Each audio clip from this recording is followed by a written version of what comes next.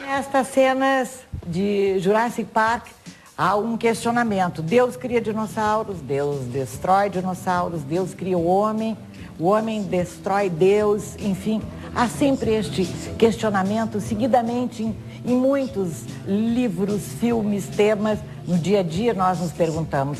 E a famosa frase, Deus está morto, do filósofo Friedrich Nietzsche, anuncia o fim de Deus como justificativa e fonte de valorização para o mundo. E o filósofo ainda complementa, fomos nós que o matamos. Pois para conversar sobre esse assunto, essa frase polêmica, sobre esse dilema, nós estamos recebendo o escritor Kleber Boelter, assim que se diz seu nome. Isso mesmo. Como vai? Seja bem-vindo. Muito obrigado, agradeço a oportunidade de estar aqui falando de um assunto tão caro para todos nós. Muito interessante, uma frase que nem sempre as pessoas continuam o assunto quando ela é feita. Conosco também Marilene Fonseca, psicóloga. Tudo bem, Marilene? Tudo bom. E Luciano Jesus, professor de filosofia da PUC. Não, Deus morreu, não, Jesus está conosco, pelo menos.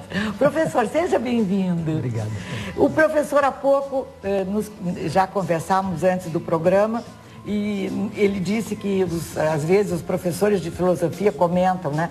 Nada mais prático do que uma boa teoria, né, professor? E, na sua opinião, que valores são esses? O que representam esses valores? O questionamento do autor, que é tão interessante, que ele nos põe numa cidade, numa pequena cidade, onde os acontecimentos se desenrolam, uma grande narrativa da WS Editores, um texto muito legal, muito bem escolhido. Diga, professor, o que acha? Excelente o livro que eu recomendo vivamente, li-o num só fôlego. Sim. Um livro que fala não só a questão Deus está morto, ela é o ponto de partida para toda a reflexão sobre valores que o autor desencadeia. Por favor, a psicóloga, agora também fazendo essa análise de todos os acontecimentos do livro, uma família, né, que se desfaz, o pai que, mesmo sendo um professor de filosofia, não sabe muito bem pensar e refletir sobre a sua própria vida. Bom, Tânia, primeiro eu quero parabenizar o autor por ter tido a coragem de examinar assim, com mais profundidade uma temática tão importante, tão relevante no nosso cotidiano, porque as coisas se passam no dia a dia. Né? Isso aqui está nesse livro, nessa história, estão acontecendo a todo momento. E me parece importante começar com uma afirmação do personagem Frederico, quando ele fala de Deus, porque a pergunta é: Deus está morto, né? Deus como uma metáfora dos valores mais importantes que norteiam a vida das pessoas.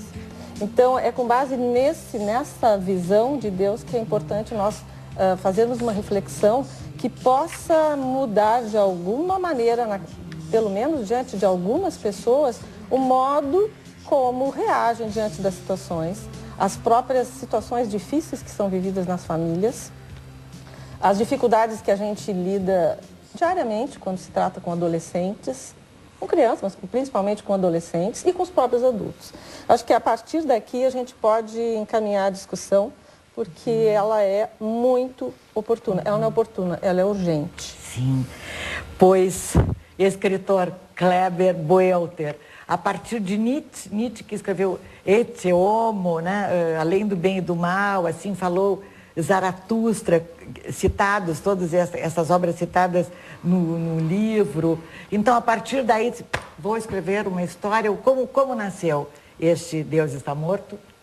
Na verdade, o livro nasceu, Tânia, dessa questão contemporânea que tem nos preocupado muito, tá? Que é a questão da mudança de valores e de como isso está se refletindo em termos de violência, em termos da desagregação familiar, no comportamento dos alunos em sala de aula, nas relações de filhos com pais, e isso não se esgota aí. Como uma espécie de representação de uma doença social, nós nos debatemos todos os dias com políticos que não respeitam mais os seus eleitores, não cumprem promessas, e isso se alastra em todas as camadas sociais. As leis não são respeitadas. Sem dúvida nenhuma. Então essa reflexão, na verdade, ela começou a partir dessa mudança de comportamento, e eu vejo com muita frequência, escuto as pessoas dizerem que não existem mais verdades. Cada pessoa tem a sua verdade. Mas à medida que não existe mais verdade, ou que cada pessoa tem a sua verdade, tu não tem mais parâmetros de comportamento e tu não tem mais padrões de relacionamento. Hoje as discussões se encerram assim, bom, mas isso é a tua verdade, a minha é diferente e ponto.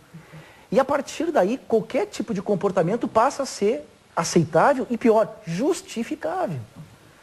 Então todos os questionamentos que aparecem no livro, eles são, de certa forma, um reflexo dessa mudança, essa discussão que eu procurei trazer para o livro, e que são questões muito contemporâneas, que têm que estar na mesa dos pais de adolescentes e dos próprios adolescentes. E que não é apenas uma discussão rasa, não, uma discussão profunda. E isso é que eu gostaria de ouvir, até de estimular as pessoas. O livro é magnífico, uma grande história e de fácil leitura, mas tem aqui reflexões que nos deixam como tema da vida, tema de casa, né, professor? Com certeza.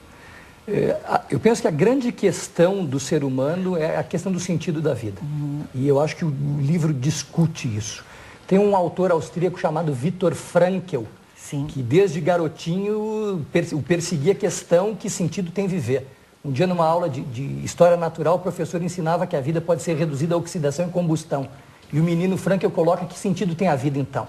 E depois, no campo de concentração, o campo de concentração funciona como um laboratório para ele... O que faz a gente, apesar de tudo, continuar dizendo sim à vida? É essa teimosa vontade de fazer que a vida faça sentido. Que é a situação em que a menina se encontra, a filha do professor Frederico, lá pelas tantas. Quer dizer, a vida não está bem, ela sente que está doente, mas existe algo pelo qual vale a pena continuar vivendo. E esse exemplo do campo de concentração que o professor Luciano trouxe é fantástico, porque lá as pessoas, as que sobreviveram, até eram as que tinham um bom humor, força, mesmo vivendo naquela tragédia. Podiam dirigir a vontade de sentido para fora de si mesmas, né? Que não estavam autocentradas no sentido negativo, ou seja, que o centro do universo é o seu umbigo. E isso é uma questão que eu acho que a gente precisa pensar hoje. A gente carece de valores coletivos. Cada um só pensa no seu próprio interesse. E eu penso que justamente o livro ajuda nessa reflexão, da gente saber ouvir o lado do adolescente, mas também o adolescente ouvir o lado dos pais. A gente conversava antes. Aliás, o autor cita o Legião Urbana, né, o Renato Russo, dizendo: você diz que seus pais não entendem você, mas você não entende seus pais. Não é verdade? Isso foi uma coisa que eu procurei, assim, foi muito bom o Luciano ter levantado essa questão de, primeiro, não ser um livro de autoajuda, ele não traz respostas, ele